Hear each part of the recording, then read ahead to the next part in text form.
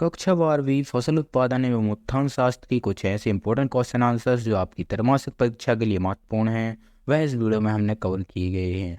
इस वीडियो में हमने most of the important question cover किए हैं, इसलिए वीडियो को अंत तक जरूर वॉच करें। क्वेश्चन नंबर पहला हो जाएगा, कीट नियंत्रण की रासायनिक विधियों का वर्णन कीजिए। कीट नियंत्रण की इस विधि में कीटों को नष्ट करने के लिए विभिन्न प्रकार के कीटनाशक रसायनों को इस प्रकार कीटों को नियंत्रित करना रासायनिक कीट नियंत्रण कहलाता है। कीट रसायनों को फ्रेंड्स दो वर्गों में बांटा गया है। संपर्क कीटनाशी। संपर्क कीटनाशी ऐसे कीटनाशी रसायन हैं जिनमें संपर्क में आते ही कीट नष्ट हो जाते हैं, संपर्क कीटनाशी कहलाते हैं। इनके उदाहरण हो जाएंगे पैराथियाइन, रोगर, निकोटिन। पॉइंट नंबर 2 हो जाएगा आमाशय विष। इस प्रकार की रसायन जिनका प्रयोग करने पर कीट उनको खाता है तो उनका आमाशय में पहुंच जाता है और कीटों को नष्ट कर देता है, जैसे जिंक फास्फेट। फ्रेंड्स, इसको क्वेश्चन के रूप में आप देखिएगा, जैसे कि आमाशय विष क्या कहलाता है, इसका उदाहरण दीजिए। इस प्रकार से क्वेश्चन आएगा। हमने पॉइंट वाइज आंसर दे दिए हैं। थर्ड हो जाएगा धूमक विष। ऐसे कीटनाशक रसायन जो कमरे के तापक्रम पर गैस के रूप में बदल जाते हैं या जहरीली गैस निकालते हैं, यह श्वसन क्रिया द्वारा कीट के अंदर पहुंच जाते हैं जिससे कीट मर जाता है, धूमक कीटनाशी कहलाते हैं। उदाहरण मिथाइल ब्रोमाइड, क्लोरोपिकसी, क्लेसियम। फोर्थ हो जाएगा सर्वांगीण कीटनाशक।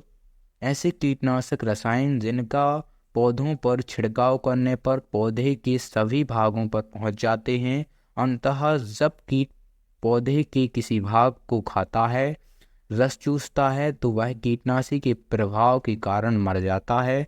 ऐसे कीटनाशी सर्वांगीण कीटनाशक होते हैं। क्वेश्चन नंबर पहला हो जाएगा most of the important question है, पौधे में रोग फैलने के साधन या माध्यम लिखिए। 5 नंबर का क्वेश्चन है फ्रेंड्स, पौधे में रोग फैलने के साधन या माध्यम निम्न प्रकार हैं। जैसे बीजों द्वारा, जो रोग बीजों के द्वारा फैलते हैं, जैसे गेहूं, ज्वार, बाजरा के बीजों में जो रोग आता है उससे फैल जाते हैं। जैसे दूसरा हो जाएगा मृदा द्वारा ये रोग मृदा द्वारा फैलते हैं, जैसे उकटा, जड़ सड़न रोग। तीसरा हो जाएगा वायु द्वारा, जो रोग वायु द्वारा फैलते हैं ना वायुजनक रोग कहते हैं। जैसे गेहूं, जौ, जई के कुछ रोग होते हैं जो वायु द्वारा फैल जाते हैं, जैसे पिला मोजिक जो वाइट फैलाई से फैलता है। क्वेश्चन नंबर अगला हो जाएगा रोग जंतु के आधार रोगों का वर्गीकरण। इसका आंसर हो जाएगा कवक जनित रोग, वह रोग जो फसलों में कवकों द्वारा फैलते हैं, कवक जनित रोग कहलाते हैं। जैसे उकटा, कंडवा, झुलसा, पत्ती धब्बा रोग।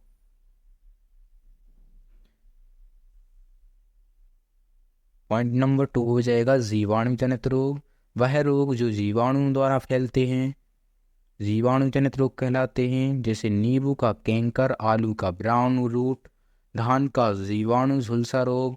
बारिश जनित रोग, वह रोग जो बारिश द्वारा फैलते हैं, बारिश जनित रोग कहलाते हैं। जैसे उड़द, मूंग, सोयाबीन में पोषक तत्व की कमी से होने वाले रोग। फ्रेंड्स, टाइपिंग मिस्टेक है यहाँ पे। धान का खैरा रोग जिंक की कमी से होता है, उदाहरण है फ्रेंड्स ये। क्वेश्चन नंबर अगला हो जाएगा पादप रोग नियंत्रण की विधियों का संक्षेप में वर्णन कीजिए। फ्रेंड्स, इसमें हमने 5 नंबर के most of the important question सारे कवर कर दिए हैं। पहला, रोगी पौधे के अवशेषों को नष्ट करना। दूसरा, परपोषी पौधों को नष्ट करके भी हम पादप रोग नियंत्रण करते हैं। पौधे के घाव का भी उपचार करना। बीज उपचार करना, रोग वाहक कीटों का नियंत्रण एवं किसी क्रियाओं में परिवर्तन करना। अगला हो जाएगा एकीकृत रोग प्रबंधन से लाभ। तो मृदा तथा वायु सुरक्षित रहती है, लाभदायक कीटों की रक्षा करते हैं, यह विधि पर्यावरण के लिए सुरक्षित होती है, यह सस्ती विधि है, यह रोग कारकों की प्रजनन क्षमता को कम करती है।